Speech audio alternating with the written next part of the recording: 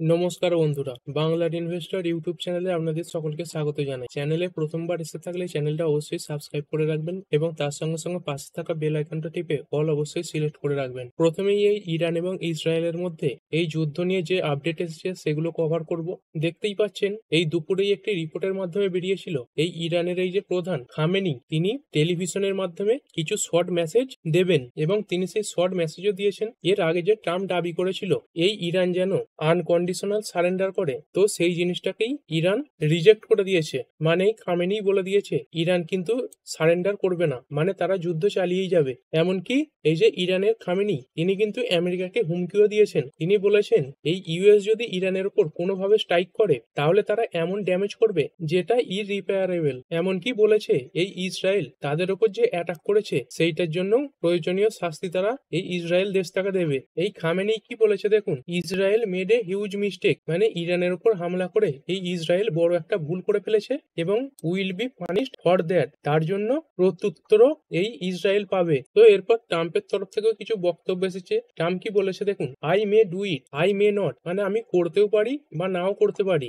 এবং বলেছেন no one knows what I will do, মানে তিনি কি করবেন সেটা কেউ কিন্তু জানে না। মানে আমেরিকার দিক থেকেও বড় কোনো আঘাত আসতেও পারে এই ইরানের উপর। আর ইসরায়েল এটাও দাবি করছে তাদের করা অ্যাটাকে এই ইরানের যে তেহরান আছে তার যে ইন্টারনাল সিকিউরিটি হেডকোয়ার্টার রয়েছে সেটা পুরোপুরিভাবে ধ্বংস হয়ে গেছে। আর যদি দেখেন বর্তমানে রাশিয়া এরাও কিন্তু পরোক্ষভাবে এই যুদ্ধের মধ্যে ঢুকে পড়েছে। এইখানে দেখুন, Russia tells US not to strike Iran, মানে রাশিয়া এই আমেরিকাকে বলেছে তারা যেন ইরান দেশটার উপর কোনো প্রকার হামলা না করে, এবং এটাও বলেছে যদি আমেরিকা কোনোভাবে ইরানের উপর অ্যাটাক করে তাহলে নিউক্লিয়ার নিয়ে কোনো ধরনের যুদ্ধ কিন্তু পেতে যেতে পারে। যদি দেখেন এই রাশিয়া, এরা কিন্তু ইরানের বন্ধু দেশ, আর এই জানুয়ারিতেই এই রাশিয়ার যে মস্কো এই ইরানের সঙ্গে একটা চুক্তিও করেছে। আর সেই কারণেই রাশিয়া ইউএস এর যে প্রেসিডেন্ট ডোনাল্ড ট্রাম্প তাকে বলেছেন এই আমেরিকা যেন সরাসরিভাবে এই যুদ্ধের মধ্যে ইনভলভ না হয়। দেখুন এই মিডিল ইস্টে যা কিছু হচ্ছে, যত খুশি বেড়ে যাক আমাদের ভারতের উপর কোনো প্রভাব পড়বে না,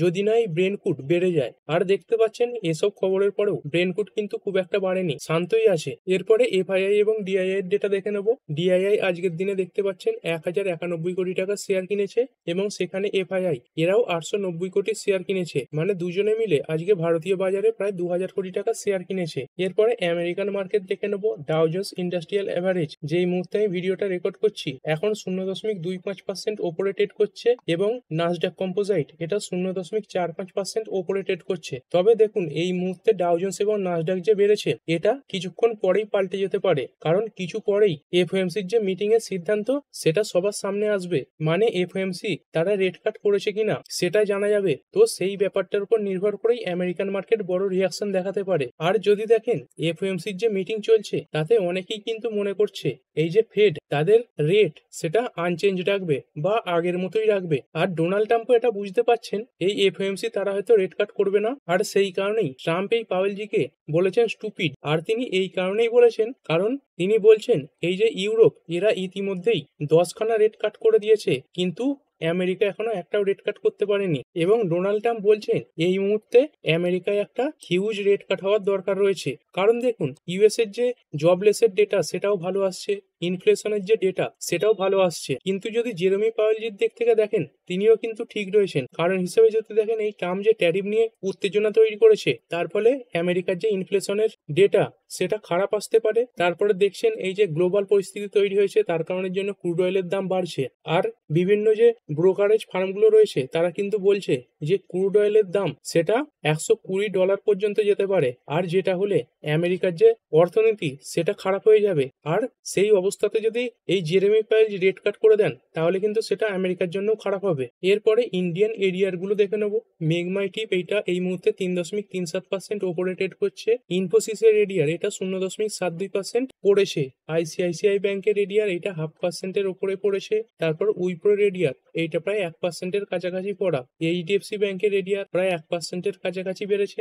ডক্টর রেড্ডি এটা একদম সামান্য পড়েছে, এবং যাত্রা অনলাইন এটা 1%-এর কাছাকাছি পড়েছে। এরপরে আইপিও সম্বন্ধে একটু আলোচনা করে নেব। এই অসওয়াল ফার্মস এর যে আইপিও, এইটা গতকালই ক্লোজ হয়ে গিয়েছিল। তো কত সাবস্ক্রিপশন এসেছিল দেখতে পাচ্ছেন। টোটাল যে সাবস্ক্রিপশন সেটা হচ্ছে 34.42 গুণ, মানে প্রতিটা 34টা অ্যাপ্লাইয়ে মাত্র একজন এই আইপিও পাবেন। তো এই আইপিওর বর্তমানে জিএমপি কত চলছে? জিএমপি দেখতে পাচ্ছেন গতকালের থেকে কিছুটা বেড়েছে। এই মুহূর্তে যে জিএমপি সেটা 74 টাকা রয়েছে এবং পার্সেন্টেজ ওয়াইজ যদি দেখি তাহলে 12%। আর এই আইপিও স্ট্যাটাস কিভাবে চেক করবেন? এই দেখুন, এই যে এমইউএফজি এর ওয়েবসাইটে চলে যাবেন বা গুগলে গিয়ে লিঙ্ক ইন টাইম লিখলেও আপনি পেয়ে যাবেন। তো সেইখানে যাবেন, এইখানে দেখতে পাচ্ছেন সিলেক্ট কোম্পানি দেওয়া আছে, তো এখানে ক্লিক করবেন। তারপরে প্রথমেই দেখুন এই যে অসওয়াল ফার্মস লিমিটেড আইপিও, এইটা সিলেক্ট করে নেবেন। তারপরে আপনার এখানে প্যান নাম্বার দিয়ে দেবেন, তারপর সাবমিট করে দেবেন। তাহলেই আপনি এই আইপিও স্ট্যাটাস দেখতে পারবেন। এরপরে কিছু স্টক নিয়ে আলোচনা করব।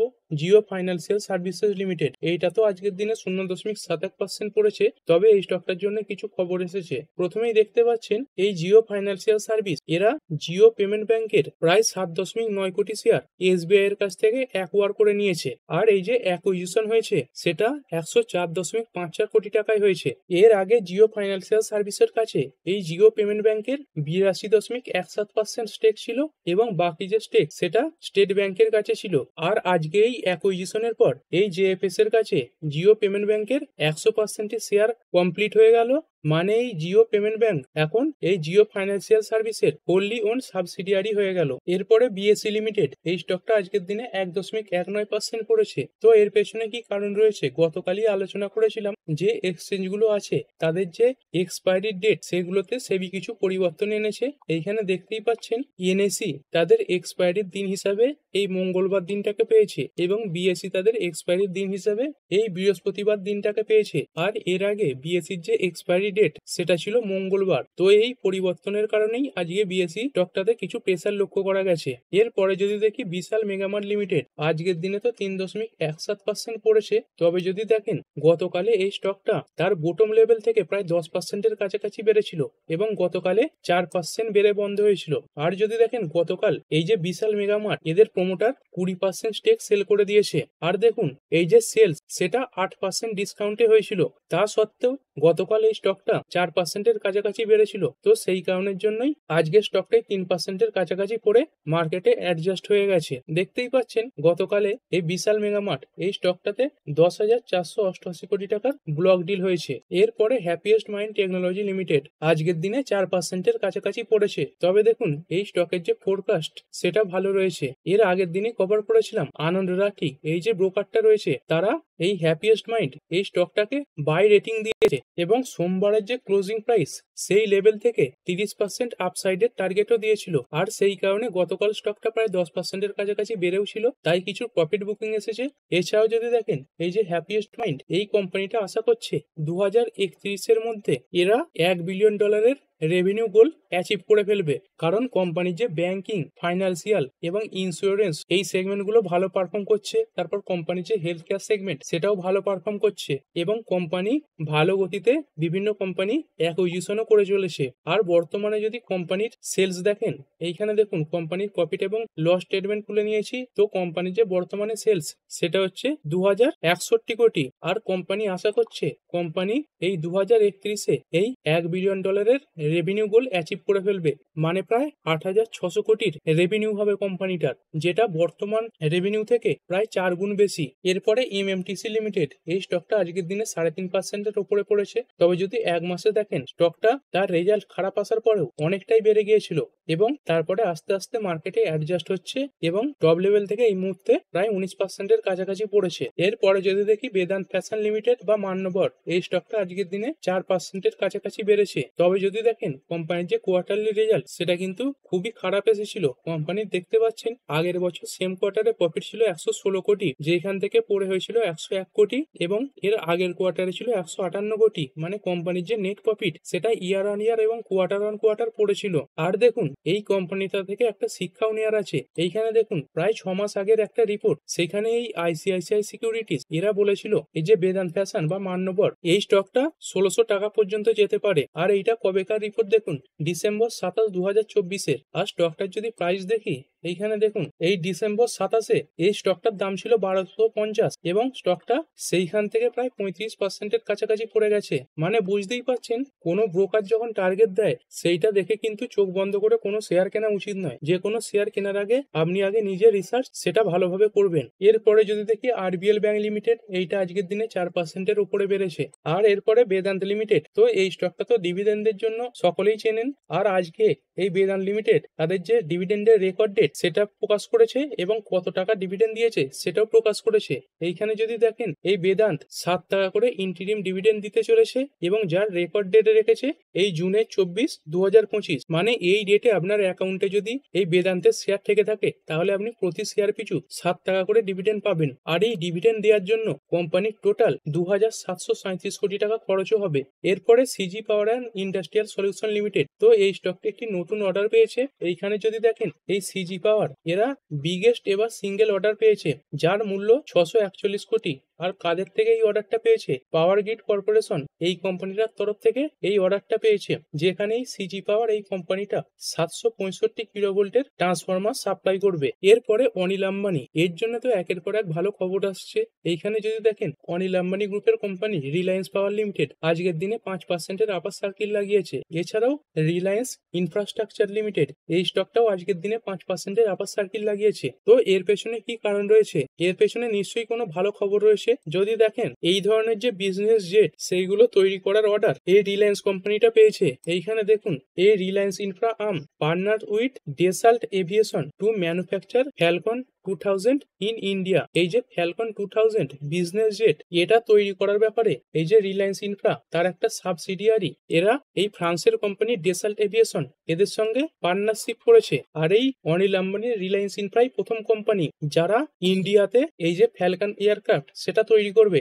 আর দেখুন এটা কিন্তু ভারতের জন্য একটা ঐতিহাসিক ব্যাপার, কারণ হিসেবে যদি দেখেন এই ফ্রান্স এটা তাদের দেশের বাইরে এই প্রথম অন্য কোনো দেশে তাদের যে ফ্যালকন এয়ারক্রাফট সেটা তৈরি করাতে চলেছে এবং সেই অর্ডারটা পেয়েছে এই অনিল আম্বানির রিলায়েন্স। আর কিছুদিন আগে এটাও কভার করেছিলাম এই যে ড্যাসল্ট এভিয়েশন এরা টাটা গ্রুপের সঙ্গে চুক্তি করেছে ভারতে তাদের যে রাফেল জেট সেটা ম্যানুফ্যাকচারিং এর ব্যাপারে। এরপরে যদি দেখি টাটা এলএক্সি লিমিটেড এই স্টকটা আজকের দিনে 0.39% বেড়েছে। তবে এই স্টকটার জন্য কিছু ভালো খবর এসেছে। এইখানে দেখতে পাচ্ছেন এই টাটা এলএক্সি এরা ইনফিনিয়নের সঙ্গে পার্টনারশিপ করেছে এই ইভি সলিউশনের ব্যাপারে এবং যেখানে এই কোম্পানিটা ready to deploy electric vehicle solution provide করবে ইন্ডিয়ান মার্কেটকে।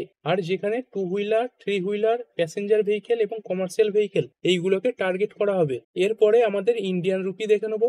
ডলারের এগেনস্টে দেখতে পাচ্ছেন এই মুহূর্তে 86.46 কাছে চলছে। আর ইন্ডিয়ান রুপি ক্রমাগত দুর্বল হচ্ছে। যদি দেখেন প্রায় 20 দিনের মধ্যে এই ইন্ডিয়ান রুপি 1.5%-এর কাছাকাছি দুর্বল হয়ে গেছে। তারপর যদি ইউএস এর ডলার ইন্ডেক্স দেখি, ইউএস এর ডলার ইন্ডেক্স দেখতে পাচ্ছেন এই মুহূর্তে 98.63-এর কাছে চলছে।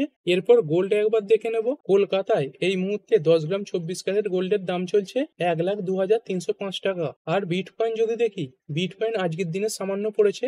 বিটকয়েন এই মুহূর্তে $1,04,293 কাছাকাছি চলছে। আর আজকে যে সবচেয়ে আলোচ্য বিষয় এফওএমসির মিটিং তার যে আউটকাম সেটা এসেছে। তো এই এফওএমসি কি রেট কাট করেছে? তো চলুন সেটাই একটু দেখে নিই। এইখানে দেখুন লেটেস্ট রিলিজ কবে, জুন 18, 2025, মানে এটা আজকেরই ডেটা। তো এর আগে কত ছিল? 4.5%। আর এসেছে কত? 4.5%। মানে কোনো রেট কাটই আমেরিকাতে হয়নি। মানে সকলে যে অনুমান করেছিল রেট কাট হবে না, তো সেটাই হয়েছে। আমেরিকান মার্কেট কিরকম পারফর্ম করছে সেটা একটু দেখে নিই। দেখতে পাচ্ছেন এই মুহূর্তে আমেরিকার যে মার্কেট ডাউ জোন্স সেটা কিছুটা বাড়া অবস্থায় রয়েছে। এই মুহূর্তে 0.46% বেড়ে ট্রেড করছে। তারপরে নাসডাক কম্পোজাইট একটু দেখে নেবো। নাসডাক কম্পোজাইটও দেখতে পাচ্ছেন এই মুহূর্তে প্রায় 0.59%-এর উপরে বাড়া রয়েছে। এরপর যদি ক্যান্ডেল স্টিক ওয়াইজ দেখি, এইখানে দেখুন এই যখন 11:30-এ এই ডেটা বেরিয়েছিল তখন একটা বড় রেড ক্যান্ডেল স্টিক তৈরি হয়েছিল। তারপর কিন্তু মার্কেট আস্তে আস্তে রিকভার করছে। আর দেখুন এই যে রেড কাট হলো না, এইখানেই কিন্তু শেষ নয়। এরপরে এই জেরেমি পাওয়েলজি তিনি কিন্তু প্রেস কনফারেন্সও শুরু করেছেন। তো সেই প্রেস কনফারেন্সে কি কি সিদ্ধান্ত সামনে এলো এবং তিনি কি কি ফোরকাস্ট করছেন সেই সিদ্ধান্তে এই আমেরিকান মার্কেট ওঠাপড়া করতে পারে। তো ঠিক আছে বন্ধুরা, আশা করছি ভিডিওটা আপনাদের ভালো লেগেছে। আপনি চাইলে এটাকে লাইক এবং শেয়ার করতে পারেন। আর শেয়ার মার্কেট সংক্রান্ত ডেইলি নিউজ আপডেট পেতে চ্যানেলটা সাবস্ক্রাইব করে রাখবেন এবং পাশে পাশে থাকা বেল আইকনটি টিপে অল অবশ্যই সিলেক্ট করে রাখবেন, যাতে পরবর্তী ভিডিওর নোটিফিকেশন আপনার কাছে সময় মতো পৌঁছে যায়। আর হ্যাঁ, ভিডিওটি শুধুমাত্র ইনফরমেশন এবং এডুকেশনাল পারপাসের জন্য বানানো হয়েছে। আমি সেবি রেজিস্টার্ড নই, তাই কোনো প্রকার শেয়ারে কোনো প্রকার বাই, সেল, হোল্ড বা অ্যাভারেজ করার কোনো সিদ্ধান্ত নেওয়ার আগে আপনার যে ফাইন্যান্সিয়াল অ্যাডভাইজার আছে তার সঙ্গে অবশ্যই আলোচনা করবেন। দেখা হচ্ছে পরের ভিডিওতে। ধন্যবাদ।